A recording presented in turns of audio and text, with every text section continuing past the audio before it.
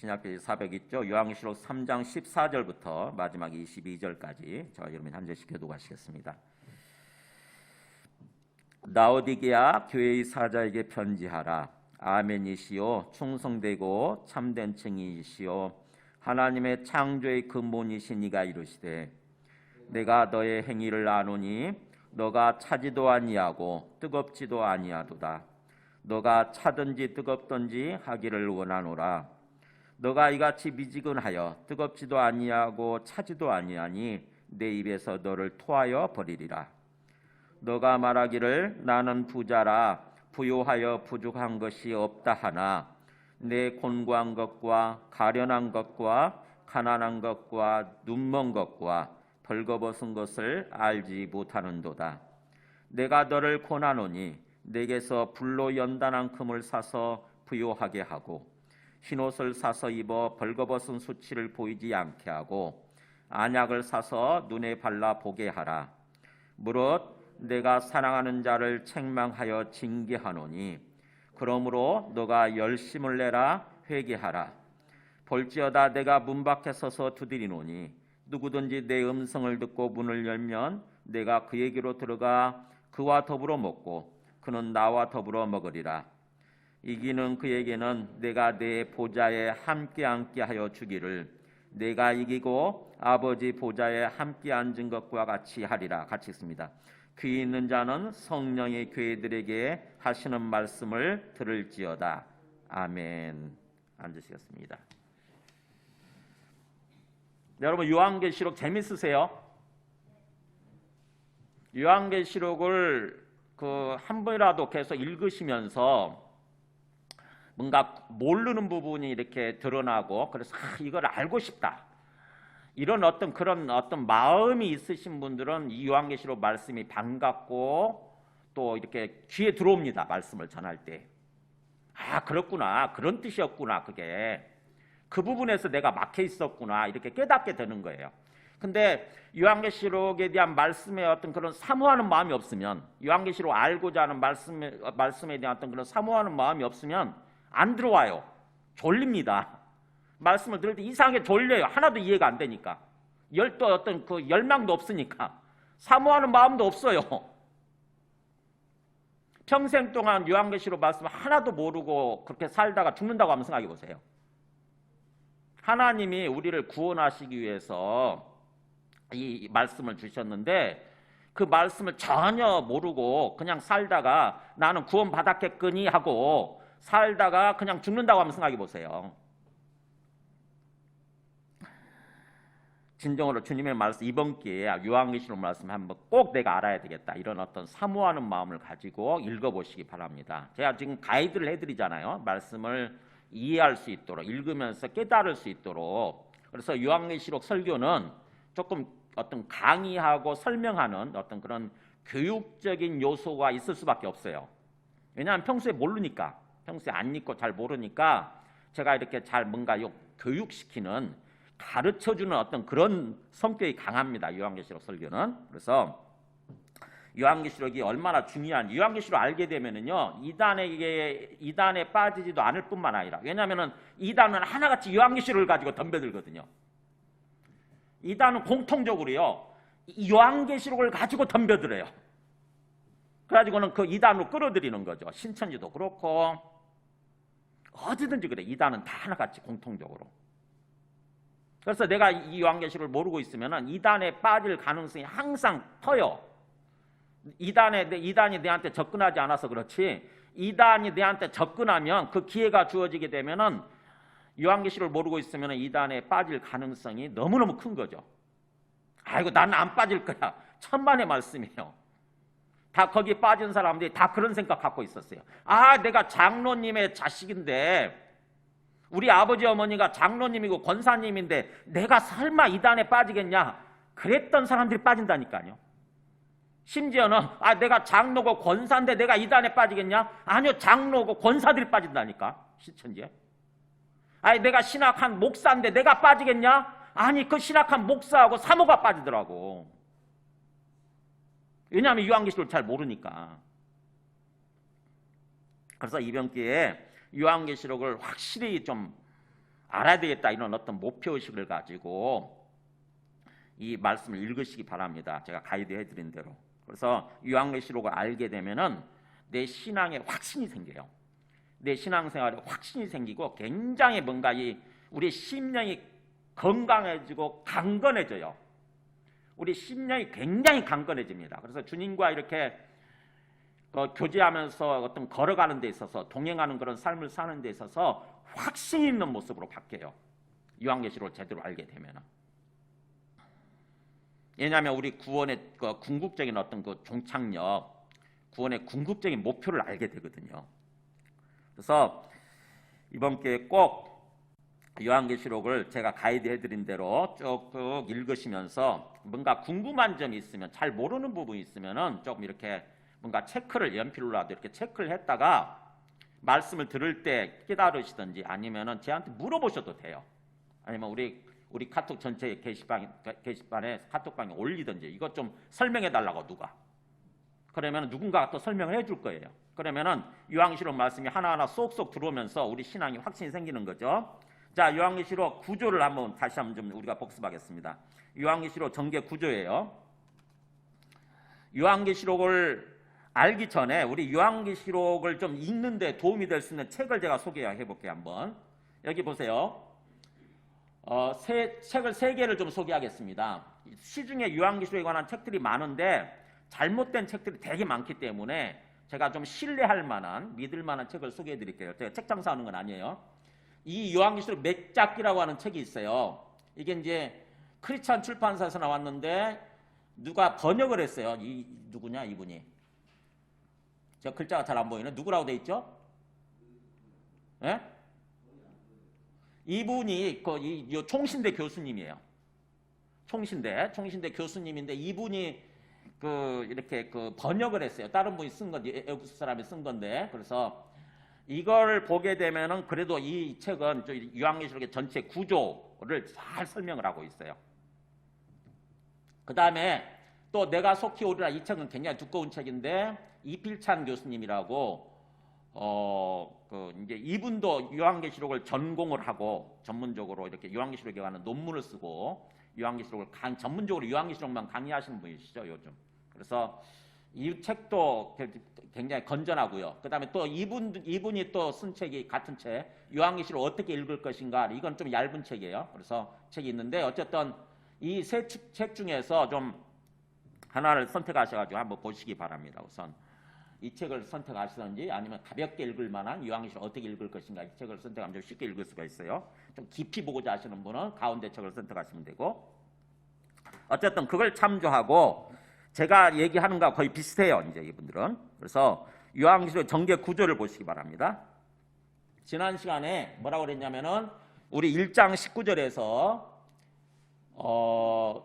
본 것과 지금 있는 일과 그 다음에 장차 될 일을 기록하라 이렇게 돼 있죠. 이거 배터리가 없네. 배터리 좀 바꿔주세요. 작은 배터리 2개.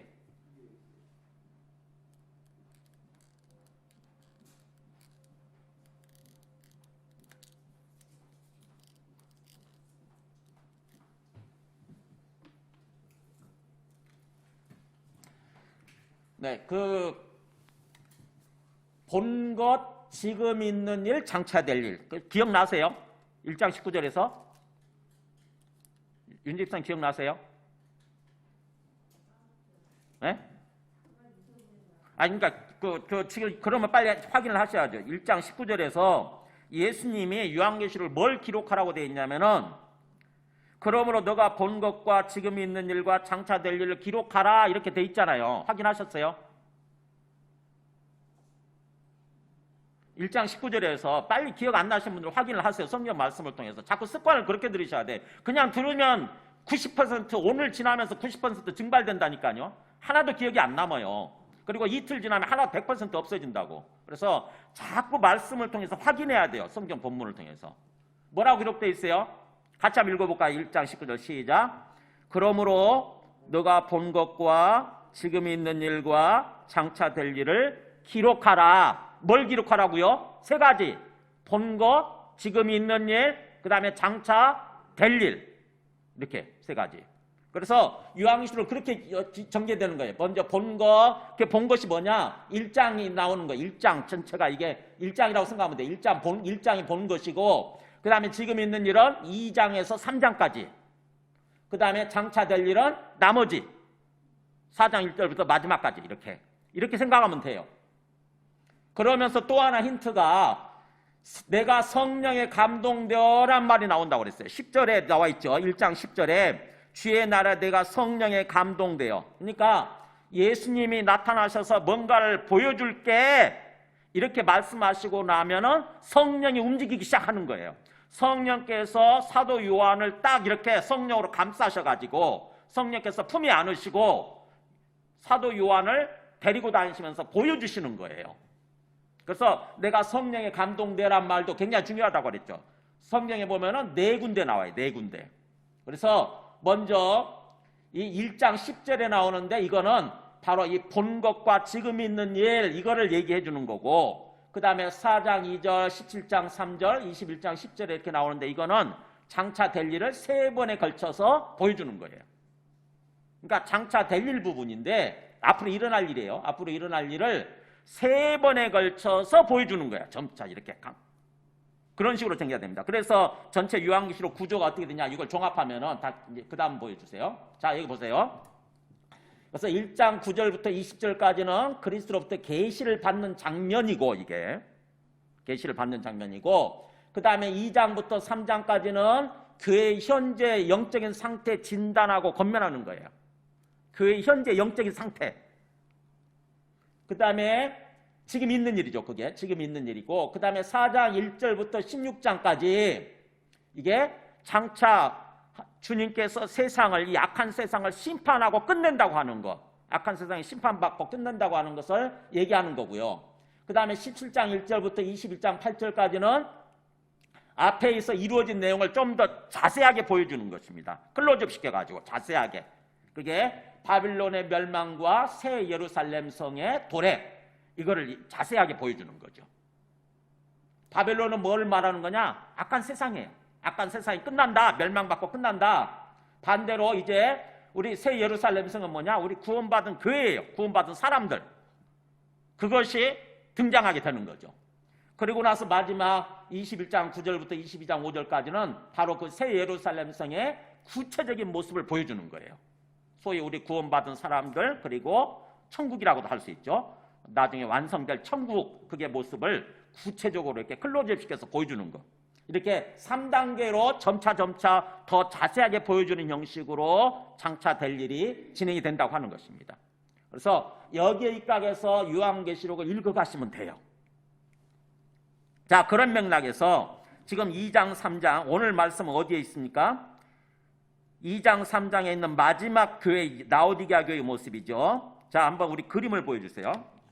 7교회 보면은 이 요한계시록은 여기서부터 시작해서 에베소 교회, 서머나 교회, 버가모 교회, 두아디라 교회, 사데 교회, 빌라델비아 교회, 라오디게아 교회, 이렇게. 그래서 에서, 버두, 사빌라, 이렇게 7교회에 보내는 편지예요. 어디서? 이 밤모섬에서 사도 요한이 복음을 전하다가 밤모섬으로 귀양 가는 거거든요. 밤모섬에 귀양 갔어요. 밤모섬에 유배당해가지고 여기서 징역살이 하면서 주님을 만나요. 주님께서 나타나셔서 말씀을 계시해 주신 거예요.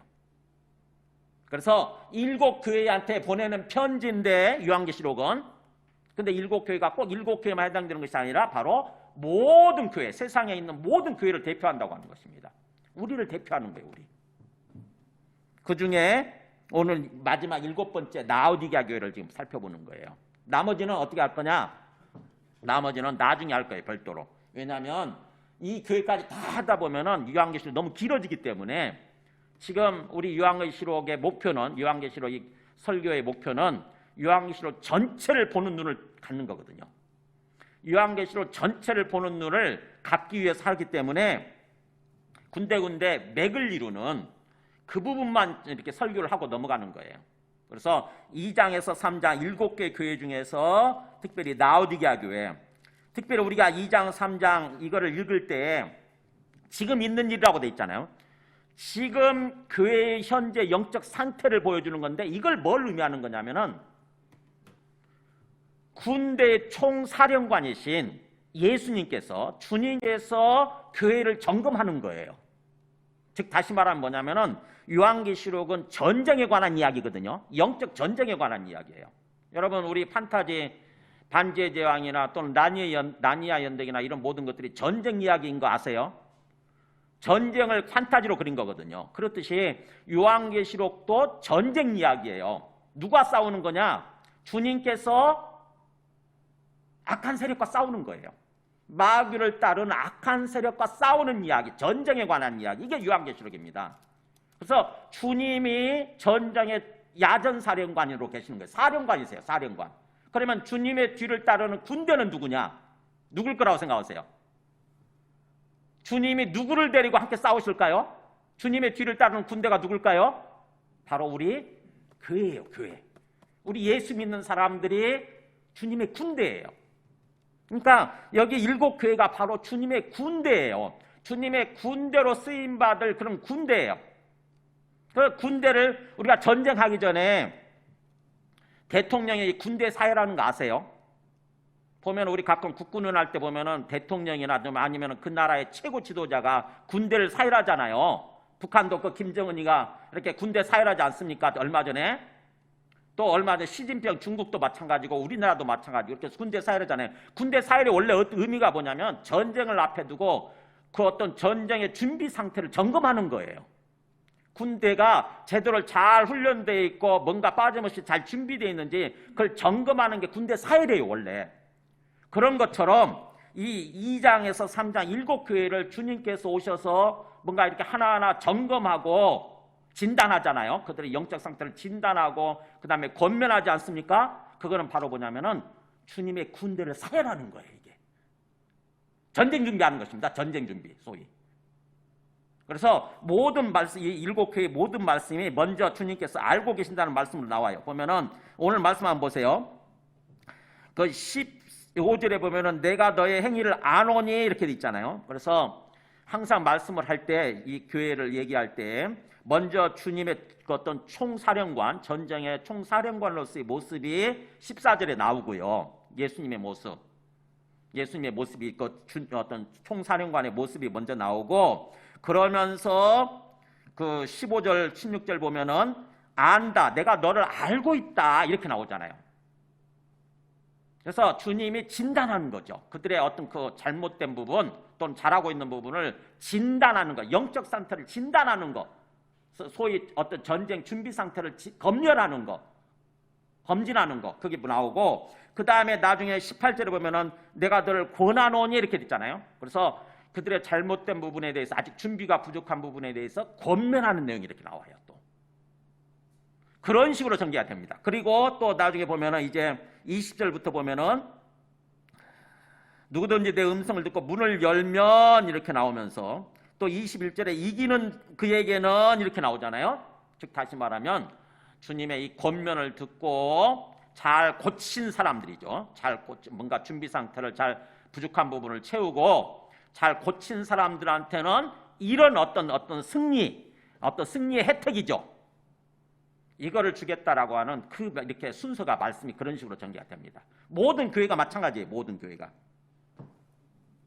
그 에베소 교회도 제일 앞에 한번 보세요. 에베소 2장 1절부터 그 7절까지 보면은 에베소 교회도 마찬가지죠.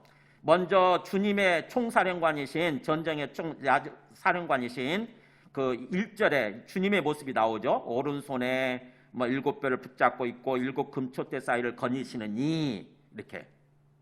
그러면서 그분이 점검을 하는 거죠. 2절에 보면은 내가 너의 행위와 수고와 너의 인내를 알고 이렇게 나오잖아요. 알고. 내가 알고 있다. 이게 내가 너를 진단해 볼 때, 내가 너를 뭔가 진단해 볼 때 너의 영적 상태가 이렇다라고 이렇게 진단하는 거 이렇게 나오고요. 알고 있다. 그게 2절, 3절까지죠. 알고 있다. 아노라.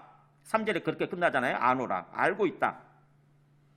그러면서 주님의 권면이 나오죠. 4절에. 그러나 너를 책망할 것이 있나니 이렇게. 그래서 4절, 5절, 6절까지 권면이 나와요. 권면. 주님께서 너 이런 부분들을 보충해라. 너 이런 부분들을 제대로 준비해라. 이렇게.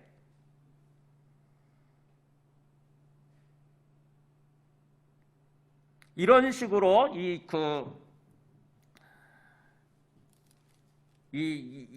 일곱 교회는 이런 식으로 주님께서 마치 자기의 어떤 군대를 검열하는 것처럼 이런 식으로 전개가 됩니다. 그래서 2장 3절 읽으실 때는 주님의 군대로서의 우리 교회를, 우리 예수 믿는 사람들을 주님께서 사령관이신, 전쟁의 사령관이신 주님께서 검열하는 거구나, 사열하는 거구나, 이렇게 생각하시고 읽으면은 이해가 돼요. 그리고 나서 이제 4장부터는 본격적으로 전쟁이 시작되는 거예요, 이제. 그러니까 여기서 잘 준비되지 않으면 우리가 전쟁에서 실패하는 거죠. 패배하는 거예요. 근데 주님의 권면을 듣고 여기서 잘 준비가 되면은 결국 전쟁에서 승리하게 되고 우리를 어떤 삶으로, 온전한 구원으로 어떤 삶으로 인도해 주시긴다라고 하는 그런 주님의 약속이 나오는 거죠. 그런 맥락에서 말씀을 읽으시기 바랍니다.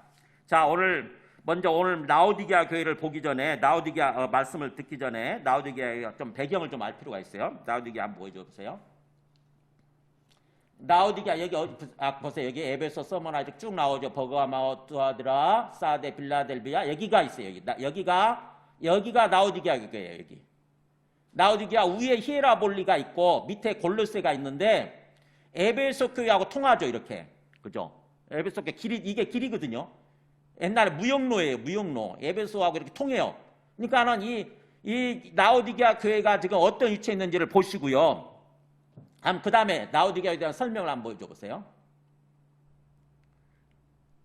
여기 보면은 라오디게아 교회는요, 빌라델비아 위에 있죠. 그 빌라델비아로부터 동남 방향으로 약 70km 지점. 다시 그림 보여주실래요?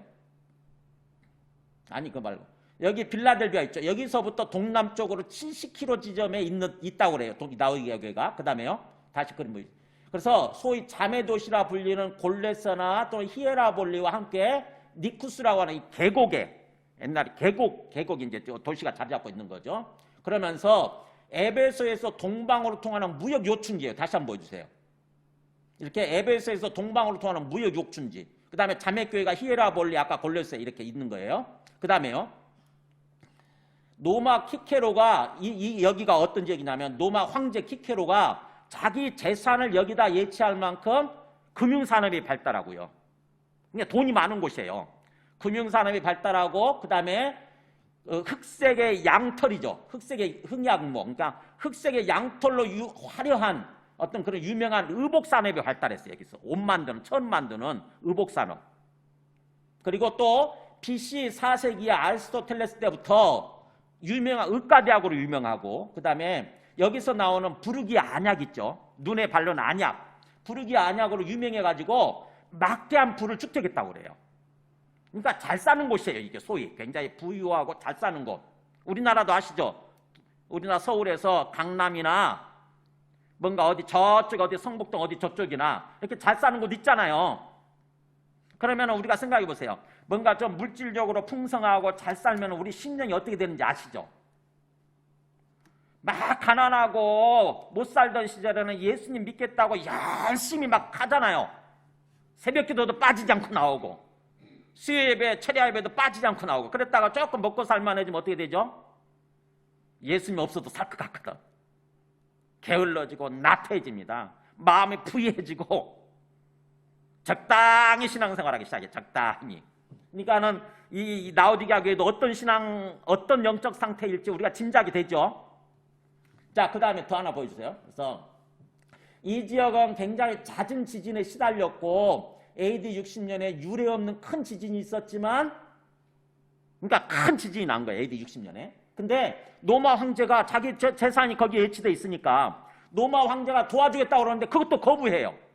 거부하고 자력으로 그 도시 자력의 힘으로 자력을 스스로 힘으로 재건할 수 있을 정도로 경제력을 갖춘 아주 부유한 도시였다고 하는 거죠.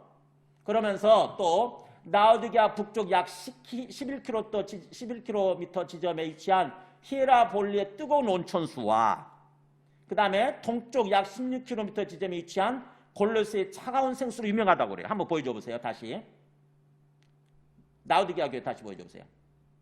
이게 그러니까 여기서 이 나우디가 여기인데 위에 히에라볼리에서 온천수가 나오고 밑에 골로새 근방에서 차가운 생수가 나오는 거예요. 근데 그게 나우디가 근방에서 합쳐져요. 여기 지금 물 표시가 없는데 여기 와서 나우디가 근방에서 합쳐지는 거예요. 그럼 어떻게 되죠? 온천수와 차가운 생수가 합쳐지게 되면은 미지근한 물이 될 거잖아요.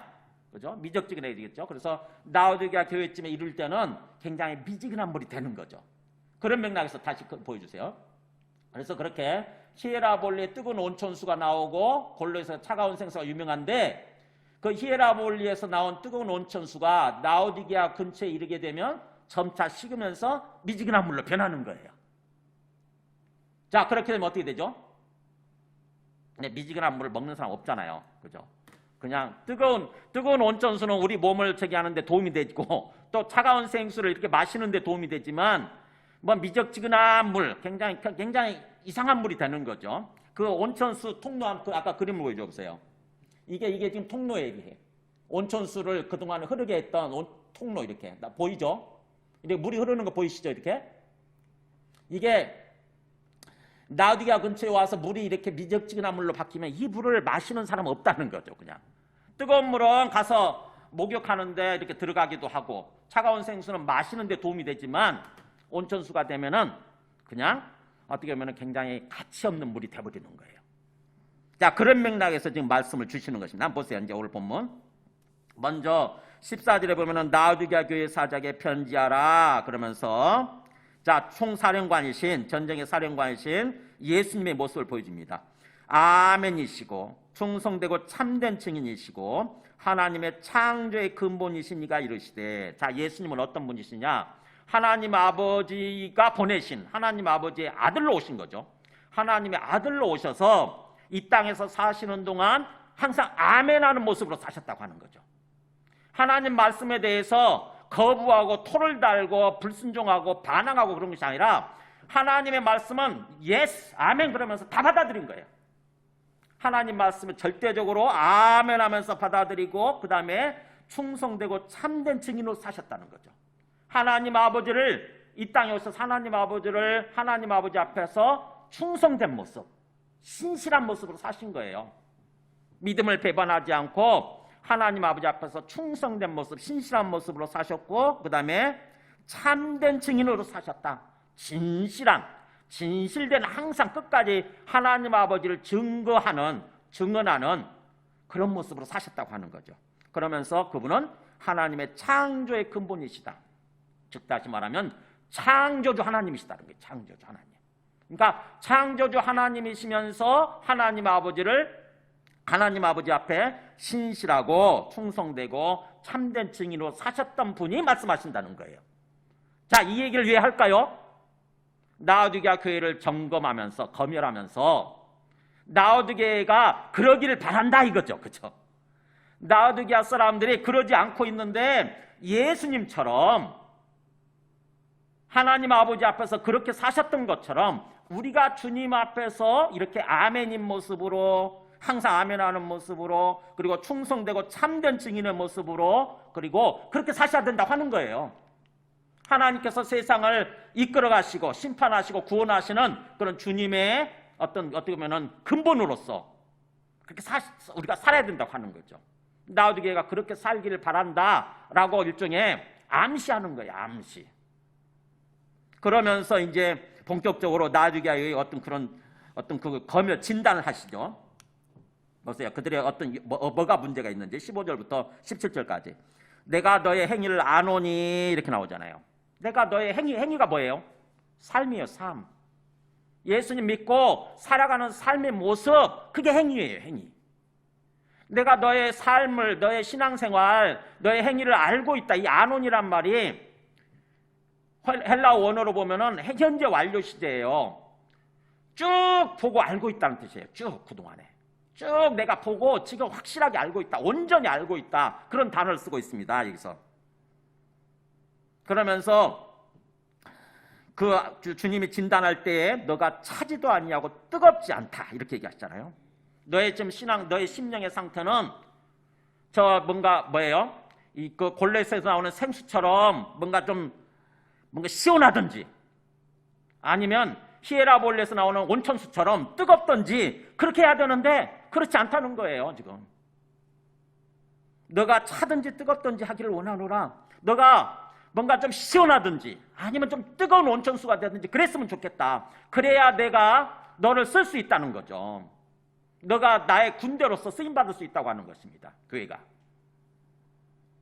너가 이같이 미지근하여 마치 거기에 흐르는 그 물처럼, 라우디게아에 그 흐르고 있는 그 물처럼 미적지근한 거죠. 뜨뜻미지근한 거예요. 그래서 뜨겁지도 않고 차지도 아니하니 어떻게 합니까? 내가 그걸 물을 마실 수가 없다. 그래서 내 입에서 토하여 버리라 그렇게 말씀하잖아요. 누구든지 그렇게 되잖아요. 미적지근한 물을 그거를 뭔가 맛있다고 그러면서 이렇게 물 마시는 사람 없잖아요. 그냥 넣었다 이게 뭐야 그러면서 이상한 물이니까 그거를 토하여 버리게 되는 거죠. 그런 것처럼 이 라우디게아 교회 사람들이 신앙이 그렇게 뜨겁지도 않고 차지도 않고 미적지근하기 때문에 주님께서 토해 버리려고 하시는 상태예요. 지금 내가 토하여 버리리라, 내가 지금 그렇게 토하려고 한다, 토해서 버리려고 한다라고 하는 그런 시제를 쓰고 있어요. 지금 이제 내가 토하려고 한다. 즉 다시 말하면 라우디게아가 주님으로부터 버림받을 그런 어떤 위기 상태예요. 지금 현재 신앙적으로 영적으로 위기 상태. 주님으로부터 버림받을 수 있어요. 미적지근한 신앙이기 때문에. 그럼 어떻게 되죠? 네, 주님께 쓰임받지도 못하고 구원에 대해서 탈락하게 되는 거죠. 구원에서 탈락하게 되는 것입니다. 지금 라우디게아는 그런 상태라고 하는 거예요. 자, 뭘 가지고 그렇게 주님께서 판단하시는 거냐? 뭘 가지고 뜨겁지도 않고 차지도 않고 미적지근하다고 판단하는 거냐? 17절에 보세요. 너가 말하기를 그러잖아요. 라우디게아 사람들이 어떤 생각을 갖고 있느냐? 나는 부자라 부유하여 부족한 것이 없다 이렇게 말하는 거예요. 경제적으로 굉장히 부자 동네니까 그렇잖아요. 경제적으로 부자 동네니까 그렇게 표현하는 거예요. 아, 난 부자야. 난 먹고 살 거 충분해. 앞으로 내가 먹고 살 거 충분해. 부족한 거 없어. 그러니까는 뭐 주님 같은 거 별로 필요 없어 이런 생각을 하는 거죠. 주님 별로 필요 없어. 그러니까 열심히 신앙생활해. 별로 필요 없어. 다 충분해. 충분히 앞으로 먹고 살 거 충분히 쌓아놨어. 충분히 돈 저금해놨어. 이런 생각을 한 거예요. 그 말을 가지고 주님이 그렇게 판단하는 것입니다. 너가 그렇게 말을 하지만 실상은 너가 얼마나 곤고한 것과, 곤고하다는 말이 굉장히 영적으로 피곤한 것을 가리켜요. 영적으로 피곤한 거.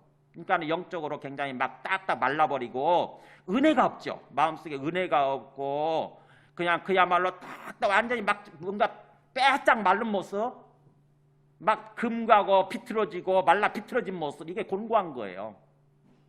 신앙생활 하는데 뭔가 재미가 있고 기쁨이 있어야 되는데 그게 없는 거죠. 곤고한 것과 그 다음에 가련한 것과, 네가 얼마나 불쌍한 존재인지, 영적으로 주님이 보실 때 얼마나 불쌍한 존재인지, 그리고 가난한 것과, 실상은 너가 부자가 아니라 얼마나 영적으로 완전히 뭔가 한 푼도 없는, 굉장히 얼마나 가난한지, 얼마나 상거진지, 그리고 눈먼 것과 얼마나 네가 눈이 멀어 있는지, 영적으로 장님이 돼 있다는 거죠. 전혀 영적 세계를 알지 못하고 전혀 영적 세계에 대해서 보지 못하고, 그리고 벌거벗은 것을 알지 못하는 도다. 벌거벗고 있다는 거예요. 그러니까 나는 굉장히 화려한 옷을 입고 있다고 생각하겠죠. 그 사람들은. 그죠? 내가 값비싼 명품 옷을 입고 있어. 부자니까 값비싼 옷을, 명품 옷을 입고 있는데 주님이 보실 때는 벌거벗고 있는 거예요. 밑에 하체 부끄러운 부분을 다 드러내놓고 있는 거예요. 지금. 그러니까 주님의 관점에서 우리가 영적 상태를 진단할 수 있어야 돼요. 이 라우디게아 교회 사람들은 그냥 물질적으로 육신적으로 삶을 살아가고 그 관점에서만 지금 뭔가 자기를 바라보니까 나는 부자다, 난 부족한 게 없어, 나는 그야말로 뭔가 잘 살고 있어 이렇게 생각을 할지 모르지만, 그러나 주님의 관점에서, 영적인 관점에서 진단할 수 있어야 되는 거거든요. 주님이 나를 지금 어떻게 보고 계시는지. 주님의 관점에 합격이 되지 않으면, 주님이 평가하실 때 합격이 되지 않으면 우리는 구원에 대해서 탈락하는 거고 주님께 쓰임받지 못하게 되는 거죠. 주님이 우리한테 주고자 하시는 정말 복된 삶, 행복한 삶으로 세워지지 않게 되는 거예요. 지금 당장은 잠시 뭔가 물질적으로 풍부해서 그게 오래 영원토록 갈 거라고 생각을 하고 그렇게 누리면서 주저앉아가지고 이렇게 어떤 살고 있는지 모르지만 얼마 안 가서 끝날 수도 있어요. 그거 얼마 안 가서 끝날 수 있어요. 그래서 뭔가 내 영적 상태에 대해서 우리가 진단할 줄 알아야 된다고 하는 것입니다. 정말 주님께서 나의 지금 현재 신앙생활의 모습, 내 영혼의 모습을 어떻게 판단하고 계실까? 나는 잘 믿고 부족한 거 없이 잘 살고 있다고 생각하는데 정말 주님은 그렇게 판단하실까? 이렇게 주님의 관점에서 나를 객관적으로 진단할 줄 아는 거, 이게 중요한 거죠. 내가 아무리 어떤 거에 대해서 내가 그렇게 생각하고 판단하고 내가 말한다고 해서 주님이 보실 때 아니면 아닌 거예요. 자, 이렇게 라오디게아 교회는 굉장히 뭔가 지금 당장의 물질적이고 육신적인 측면에서만 어떤 그 삶을 바라보고 또 그 신앙생활을 함으로써 주님이 보실 때는 굉장히 뭔가 탈락될 수도 있는 어떤 그 주님으로부터 버림받을 수도 있는 그런 어떤 신앙의 절체절명의 위기 상태에 있다고 하는 것입니다. 그래서 주님께서 그들을 버리지 아니하시고 그들을 구원하시고 또 주님의 군대로 쓰시기 위해서 이렇게 권면을 합니다. 보세요. 18절에서 19절 어떻게 권면하는가 보세요. 내가 너를 권하노니 그러잖아요. 이제 전쟁의 사령관이 이 라오디게아 교회의 군대를 점검하면서 이제 권면하는 거예요. 이것 좀 고쳐, 이것 좀 이렇게 바로 잡아, 이것 좀 이렇게 채워, 이렇게 준비하는 거예요. 권면하는 거예요. 내가 너를 권하노니 내게서 불로 연단한 금을 사서 부유하게 하고, 그 네가 갖고 있는 금은 그건 없어지는 거다라고 하는 거예요. 녹슬고 없어지는 거다. 언제든지 없어질 수도 있는 금이다. 내게서 내가 불로 연단한 금, 결국 불로 연단했으니까 정말 순수하고 없어지지 않는 거죠. 그래서 불로 연단한 진정한 금이죠. 진정한 돈, 진정한 불을 내게서 사서 진짜 부자가 되라는 거예요. 진정한 부자가 되라. 그게 뭐겠어요? 바로 영적인 금, 영적인 돈이죠. 그야말로 영적인 재산이에요. 진정으로 주님을 알고 주님을 따르는, 주님의 뜻을 따르는 그게 금이죠. 진정. 그래서 내게서 진짜 불로 연단한 진정한 금을 사서 진정한 부자가 되게 하고, 그 다음에 또 내게서 흰옷을 사서 입어 벌거벗은 수치를 보이지 않게 하고, 네가 지금 굉장히 완전히 벌거벗은 모습으로 네 하체를 다 드러내놓고 있는데, 벌거벗은 수치 그 부끄러운 부분을 다 드러내놓고 있는데 내게서 흰옷을 사서 입어라. 흰옷이 뭐냐면 뭐예요? 정결하고 성결한 옷, 거룩한 옷이에요. 거룩한 삶이에요. 그러니까 주님을 믿고 주님을 따름으로써 우리가 죄악된 삶에서 벗어나서 성결하고 거룩한 삶을 살아가는 거예요. 그게 옷이에요. 그게 흰옷이에요. 흰옷. 하나님께서 인정해 주시는 흰옷. 그 흰옷을 사서 입어서 너의 벌거벗은 수치를 가려라. 진정한 옷을 사서 입으라고 하는 거죠. 그리고 안약을 사서 또 내게서 안약, 진정한 눈에 바르는 진정 안약이죠. 아까 부르기 안약 그런 거 말고 진정 우리의 영적인 눈을 뜨게 해주는 영적인 안약이죠. 영적인 안약을 사서 발라서 눈에 발라서 보게 하라. 영적인 눈을 떠서 보게 하라고 하는 거죠. 그러니까 영적인 측면에서 권면하는 거예요. 그러면서 내가 너를 이렇게 책망하고 징계하는 이유가 있다고 하는 거죠. 물은 내가 사랑하는 자를 책망하여 징계하노니. 주님께서 이렇게 뭔가 굉장히 사정없이 책망하고 징계하는 것 같잖아요. 그죠? 아이고 내가 좀 신앙생활 그동안 게을리했기로서니, 내가 그동안 신앙생활 좀 미적지근하게 했기로서니 왜 이렇게 주님이 나를 사랑하지 않고 나를 책망만 할까? 왜 하신다는 거예요? 내가 너를 사랑하기 때문에. 물론 내가 사랑하는 자를 사랑하기 때문에 구원해 주시기 위해서, 또 쓰임받는 삶으로 세워주시기 위해서, 주님의 군대로 쓰시기 위해서 물론 내가 사랑하는 자를 책망하고 징계한다는 거예요. 사랑하기 때문에 책망하고 징계한다. 그러므로 너가 열심을 내라. 회개하라. 주님께서 권면하시는 거예요. 정말 열심을 내라. 좀 뜨뜻미적지근하게 하지 말고 신앙생활 좀 열심을 해라. 열심. 그리고 회개하라는 말은 돌이키는 거잖아요. 지금 잘못된 삶에서 돌이켜라. 머리로만 알고 있지 말고, 말로만 항상 그러지 말고 정말 진정으로 돌이키라고 하는 거죠. 주님이 원하시는 그런 모습으로. 우리가 이 주님께서 우리를 책망하고 징계하실 때가 항상 있습니다. 보면은 뭔가 내가 주님이 나를 책망하고 징계하시는 것 같은 그런 증상들이 우리 몸에, 우리 삶에서 나타날 때가 있죠. 그죠? 내가 뭔가 좀 잘못된 삶을 살면 어느새 뭔가 이상한 병에 걸리게 되고, 또 뭔가 내 어떤 그 경제적인 게 회사가 파산당하게 되고 막 그런 현상들이 오잖아요. 하나님의 징계고 책망이에요, 그게. 내가 이상한 병에 걸리게 되고, 그리고 뭔가 파산당하게 되고, 그러면 하나님의 일종의 징계고 책망입니다. 근데 하나님의 그걸 왜 그렇게 하시느냐? 우리를 사랑하시기 때문에, 우리를 구원해 주시기 위해서. 그래서 그런 하나님의 어떤 책망과 징계 현상에 대한 일어날 때에 우리가 그것을 어떻게 바라보고 어떤 태도를 갖느냐가 굉장히 중요한 거죠. 히브리서 12장 5절 한번 보여줘 보세요. 여기도 똑같은 말씀 나오잖아요. 내 아들아, 주의 징계하심을 경히 여기지 말며, 가볍게 여기지 말며, 그에게 꾸지람 받을 때, 책망을 받을 때 낙심하지 마라. 그냥 내가 좀 잘못했어도 맨날 칭찬만 해줬으면 좋겠는데, 잘한다 칭찬만 해줬으면 좋겠는데, 책망받은 것 같으면은 풀이 죽죠, 그죠? 그러면서 주님 믿는 거 그냥 그만둬 버릴까, 다? 교회도 안 다니고 다 포기해 버릴까? 교회 좀 다녀줬더니. 그런 생각하는 사람도 있잖아요. 가볍게 여기지 말고 낙심하지 마라. 왜냐하면 주께서, 6절 읽어볼까요? 시작. 주께서 그 사랑하시는 자를 징계하시고 그가 받아들이시는 아들마다 채찍질하십니다. 왜 징계하시냐? 사랑하시기 때문에. 왜 회초를 드시느냐? 아들로서 받아주시기 때문에. 주님의 자녀로서, 하나님의 상속자, 하나님 나라의 상속자로서, 아들로서, 친아들로서 받아주시는 이 때문에 회초를 드신다는 거죠. 그래서 우리 육신의 아버지가 우리를 징계하여도 공경하였거든. 우리 육신적인 아버지가 우리를 징계할 때, 그래서 나는 아버지 자식 아닐 거예요, 그러면서 집 나갑니까? 그런 아들은 그야말로 큰 어려움을 당하게 돼 있어요.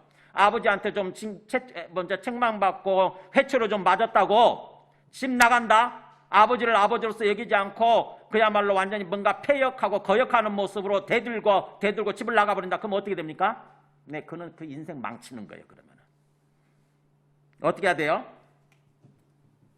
그럴 때도 아버지 감사합니다. 저의 잘못을 지적해 주시고 저의 종아를 때려 주셔서 감사합니다. 그러면서 더욱더 아버지를 공경하는 모습으로, 아빠의 순종하는 모습으로 살아야 되는 거죠. 그 얘기예요. 우리 육신의 아버지가 우리를 징계하여도 공경하였거든. 같이 읽습니다. 하물며 모든 영의 아버지께 더욱 복종하며 살려 하지 않겠느냐. 이렇게. 하나님 아버지가 나를 사랑하셔서 그렇게 책망하시고 징계하신다고 한다면은 감사합니다 이렇게 받아들이고요.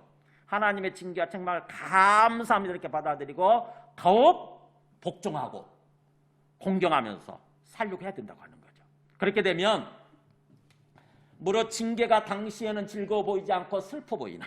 누가 징계가 즐겁겠어요? 회초리 맞고 그럴 때 누가 좋겠냐고. 그게 책망받을 때 누가 좋겠냐고. 그래서 그게 슬프고 사실은 참 힘들죠. 그렇지만 후에 그로 말미암아 연단받은 자들은, 그런 과정을 거쳐서 심령이 연단이 되는 거예요. 우리 심령이. 그런 사람들은 나중에 의와 평강의 열매를 맺느니라. 네. 하나님의 의, 즉 하나님이 옳다고 여기시는 바대로 우리가 삶을 살아가게 되고, 또 하나님이 주시는 평강, 샬롬이죠. 샬롬. 소위 뭔가 평안을 누리면서 쫙 뻗어나가는 거, 복된 삶을 살아가는 거, 이게 평강이거든요. 그 열매가 우리 삶 속에 있게 된다고 하는 거죠. 그래서 아빠의 어떤 그런 징계와 회초를 잘 감사하면서 눈물 뚝뚝 흘리면서도 아빠 엄마 감사해요, 이런 사람들은 훌륭한 사람 되잖아요. 나중에 주님께서는 우리에게 그런 어떤 인식, 그런 자세를 요구하시는 거죠. 그래서 내가 사랑하는 자를 책망하면서 징계한다. 그렇기 때문에 그것 때문에 토라지지 말고 삐지지 말고 오히려 감사하면서 열심을 내고 회개하라고 하는 거예요. 자, 그렇게 해서 이제 20절부터 22절까지 보시기 바랍니다. 그렇게 해서 영적 어떤 전쟁에서 승리하는 사람, 주님의 말씀을 받아들이고 권면을 받아들이고 영적 전쟁에서 승리하는 사람들한테 어떤 혜택이 주어지는가 보세요. 20절에 보면은 볼지어다 내가 문 밖에 서서, 이거 참 애우는 말씀이죠, 그죠? 같이 읽어볼까요? 시작. 볼지어다 내가 문 밖에 서서 두드리노니 누구든지 내 음성을 듣고 문을 열면 내가 그에게로 들어가 그와 더불어 먹고 그는 나와 더불어 먹으리라. 보통 우리 복음 전도할 때 이 말씀 외워서 전도 많이 하잖아요. 마음의 문을 열고 예수님 받아들이세요 이렇게 전도할 때 쓰는 구절인데 다 외우는 말씀이에요 보통. 근데 사실은 이 말씀은 예수 믿지 않는 사람들한테 주시는 말씀이 아니라 라오디게아라고 하는 이미 예수를 믿고 있지만 뜨뜻미지근한 신앙생활을 하고 있는 사람한테 주시는 말씀이에요. 즉 예수님이 이제 중요한 말씀을 하니까 볼지어다는 말이 있는 거죠. 보라 그러면서 주목 그런 뜻이에요. 이게 주목, 내가 문 밖에 서서 두드리고 있다 이렇게 말씀하잖아요. 이 두드리고 있다, 서서 두드리고 있단 말이, 서서란 말이 헬라 원어로 보면은 헤스테카 해가지고 미완료 시제예요.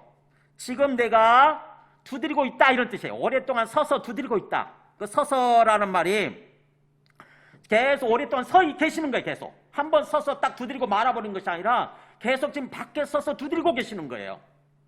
밖에 서서 문을 두드리고 계시는 거예요. 즉 다시 말하면 이 예수 믿고 살아가던 이 라오디게아 교회 사람들이 어느 순간 예수님을 문 밖으로 몰아낸 거예요.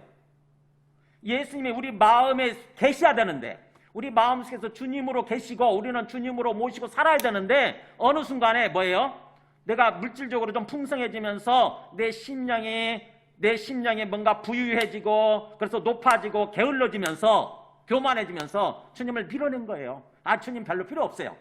주님 별로 필요 없어요. 그냥 내 이 물질만 있으면, 내 돈만 있으면 내가 평생 먹고 살 수 있으니까 주님 별로 필요 없어요 라고 주님을 어느새 내 마음 밖으로 밀어낸 거예요.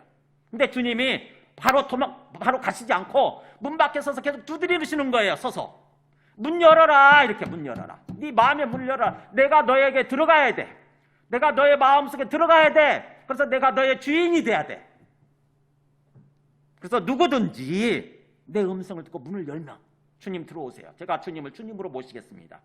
누구든지, 예의가 없다는 거죠. 누구든지 문을, 마음의 음성을 듣고 문을 열어주면 주님이 들어오신다고 하는 것입니다. 주님이 들어오셔서 그와 더불어 먹고 그는 나와 더불어 먹으리라. 식사하는 거죠. 같이 식사.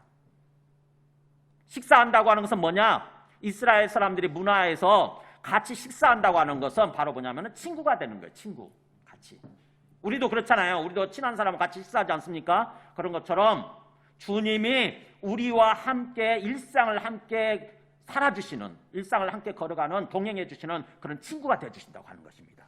주님은 우리에게 그걸 원하세요. 우리가 구원받는다고 하는 것은 이렇게 주님을 내 마음속에 모셔드려서 우리가 주님과 연합하게 되고, 그래서 주님과 함께 인생을 사는 거, 매일매일 매 순간 주님과 교제하면서 주님과 동행하는 삶을 사는 거, 이게 구원이거든요. 이 땅에서 구원이에요. 이 땅에서. 자, 그렇게 되면 장차 우리가 전쟁에서 승리하게 됐죠. 예수님의 군대로 쓰임받아서. 그래서 승리하게 되면 21절 보세요. 이기는 그에게는, 나오잖아요. 전쟁을 전제로 항상 말씀하는 거예요. 이기는 그에게는, 이기는 사람에게는 내가 내 보좌에 함께 앉게 하여 주기를, 내가 이기고 아버지 보좌에 함께 앉은 것과 같이 하리라. 네. 자, 우리가 어디 앉는다고요? 이기는 사람은 예수님의 보좌에 예수님과 함께 앉는다고 하는 것입니다. 이게 상상이나 되세요? 엄청난 얘기 하시는 거예요. 이게 사실은요. 내 보좌에 나와 함께 앉게 해주겠다, 그렇게 말씀하시면서 내가 그러고 있다고 하는 거예요. 예수님이 하나님 아버지의, 예수님께서 그렇게 뭔가 영적 전쟁에서 이기시고 하나님 아버지 보좌에 함께 앉아 계신다고 하는 것입니다. 자, 이 말씀이요, 요한계시록 22장 3절 한번 보여줘 보세요. 여기 보면, 여기 보세요. 나중에 요한계시록 22장 끝에 가면 이렇게 나와요. 다시 저주가 없으면 하나님과 그 어린 양의 보좌가 그 가운데 있으리니, 이렇게 나오죠. 자, 하나님 아버지의 보좌가 있고 어린 양 예수 그리스도의 보좌가 있는데, 놀랍게도요, 이 보좌가 단수예요. 두 분이 나오는데, 앞에는 두 분이 나오는데 그럼 의자가 두 개여야 될 거였잖아요. 그죠? 근데 보좌가 단수 하나예요. 즉 다시 말하면 뭐예요? 하나님 아버지의 보좌에 예수님이 앉아 계시는 거예요. 같이. 그러면서 합쳐져 있는 거죠. 이렇게 합쳐져 있는 모습. 하나님 아버지와 예수님이 합쳐져 있는 모습이에요. 그러면서 이게 단수로 나오죠. 그래서 그의 종들이 그를 섬기며, 다 전부 다 그들이라고 안 돼 있고 그라고 돼 있죠. 그의 종들, 이제 우리 예수 믿는 구원받은 사람들이겠죠. 그의 구원받은 사람들이 그를 섬기며 그의 얼굴을 볼 것이고 그의 이름도 그들의 이마에 있으리라. 이렇게 전부 다 단수로 돼 있어요. 그러니까 이게 영적 신비예요. 영적 비밀이에요. 그런 것처럼 우리들도 궁극적으로 영적 전쟁에서 승리하고 난 다음에 우리가 어디에 앉게 되느냐? 예수님의 보좌에 예수님과 함께 앉게 된다고 하는 거예요. 엄청난 얘기 하는 거예요. 이게 무슨 말이냐면 창세기 1장 먼저 보여줘 보세요. 굉장히 중요한 말씀이기 때문에 제가 오늘 좀 시간이 지나서 생략하려고 했다가 그래도 보여드려야 되겠네요. 창세기 1장 26절에 보면 하나님 우리 인간을 지으실 때 하나님의 계획이 있어요. 우리를 향한 하나님의 바램, 기대가 있어요. 보면은 하나님 뭐라고 그러냐면 우리의 형상을 따라 우리의 모양대로 우리가 사람을 만들고 그들로 하여금, 사람들로 하여금 바다의 물고기와 하늘의 새와 가축과 온 땅과 땅에 기는 모든 것을 여기 보면은 다스리게 하자란 말을 써요. 다스리게 하자. 그러니까 하나님이 사람을 만드실 때 하나님의 형상, 하나님의 모양을 따라서 만드신다고 하는 거죠. 하나님 모습으로 만드신다는 거예요. 신적인 모습으로. 그러면서 우리 인간들은 하나님을 대신해서 하나님이 지으신 피조물들을 다스리는 삶을 산다고 하는 것입니다. 그러니까 하나님이 우리한테 우리를 지으신 목적, 우리에게 기대하시는 삶은 뭐냐면 하나님 지으신 피조물들 있잖아요. 세상의 피조물들, 즉 세상이죠. 세상을 다스리는 삶을 살기를 원하시는 거예요. 그 다스린다는 말이 뭐냐? 그냥 내 마음대로 착취하고 막 그러는 것이 아니라 돌보는 삶이에요. 돌보는 삶. 돌보는 삶. 소위 목양하는 거죠. 목양. 우리가 이렇게 제가 매주 이거 가꾸거든요. 돌보거든요. 그렇듯이 주님이 우리가 주님이 만드신 것들을 돌보는 삶을 살아가요. 원래 주님이 만드셨기 때문에 주님이 주인이고 주님이 돌봐야 되잖아요. 주님이 물 주고 가꿔야 되는데 주님 대신에 우리를 세우시는 거예요. 우리가 주님 대신하는 존재로 세우신 거예요.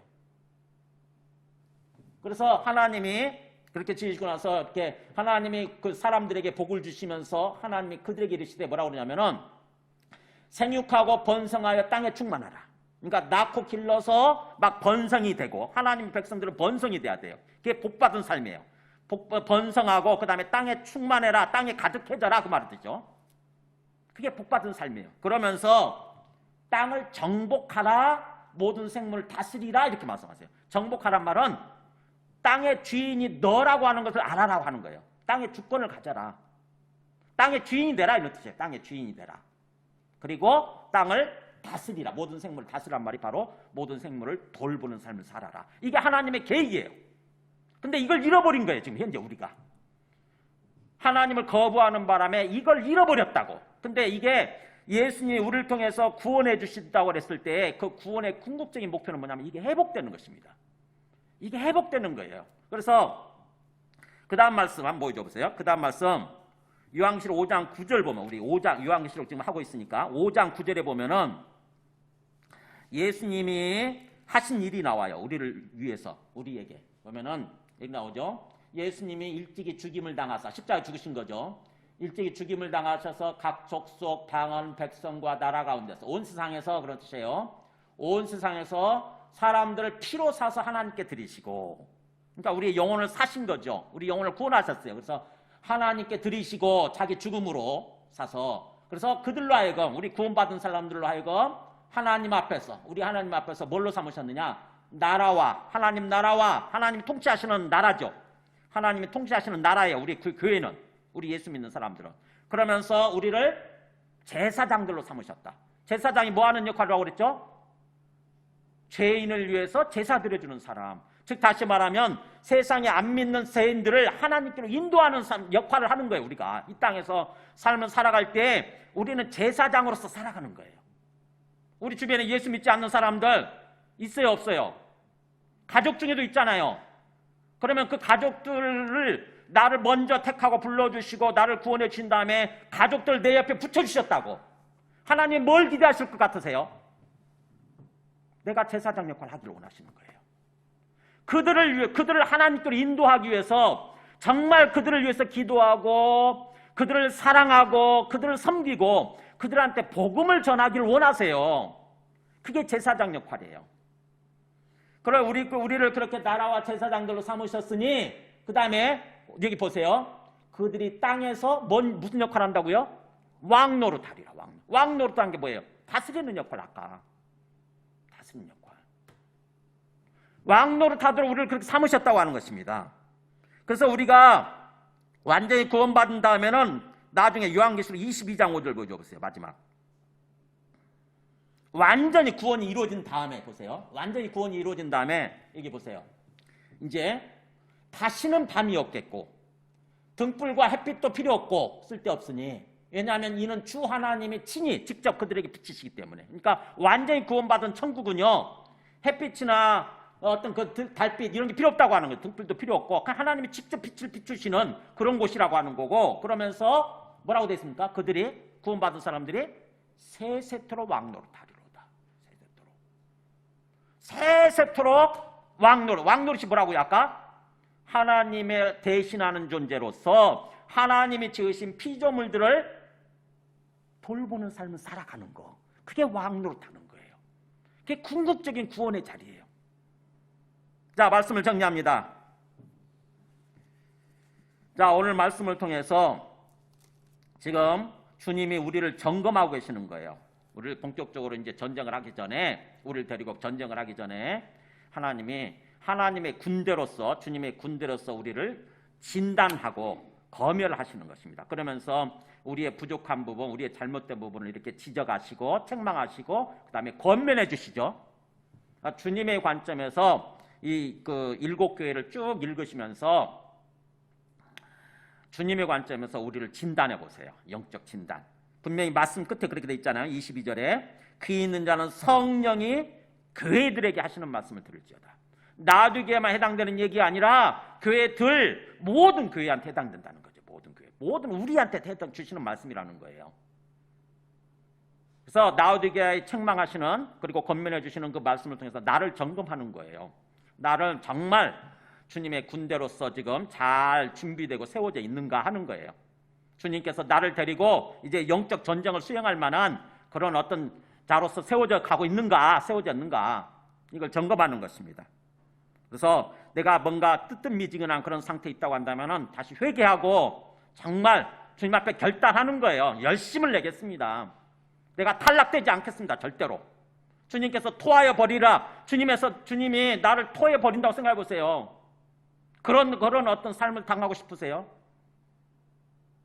우리는 주님 손에 붙들려서 쓰임받는 삶을 살아야 되잖아요. 그죠?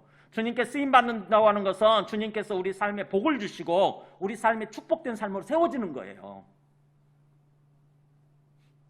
그런 삶을 우리 주님의 관점에서 우리를 돌아보고요.